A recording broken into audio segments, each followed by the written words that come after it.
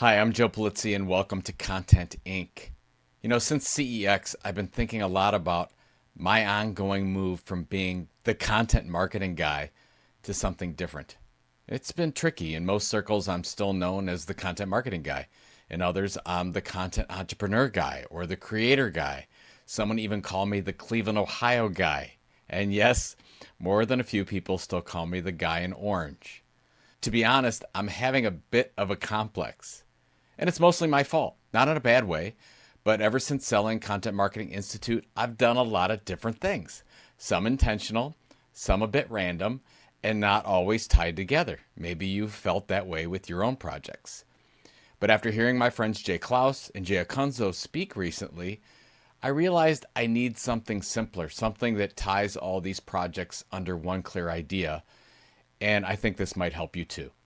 Let's rewind. Back in 2007, my premise was content marketing, that innovative marketers and marketing organizations need to tell consistent stories and build direct relationships with audiences. Now, in 2020, I started using the phrase content entrepreneur. But the truth is, I never really created a new assertion apart from what I did in content marketing. Now I have, and here it is. The only true path to meaning, freedom, and wealth, in that order, is building something you can control. And here's what I mean. You cannot own people, but you can own your data, your products, and your platform. That ownership gives you the ability to design your own business model. When you build on rented land, you're at the mercy of someone else's rules. When you build on your own terms, you unlock meaning in your work, freedom over your time, and wealth that lasts. And that's the premise. But it only works when paired with a tilt. The idea of a tilt has been with me since I wrote Content Inc. in 2014. I first started talking about it in content marketing terms. And originally, it meant a unique, narrow focus, the way to break through the noise and get noticed. Today, I'm trying to simplify it. A tilt is the unique angle that makes you irreplaceable. Expanded, you could say, a tilt is your strategic edge, the distinct perspective that sets you apart. A tilt is your turning point, the moment you stop defaulting to the job path or platform rules and start building on your own terms.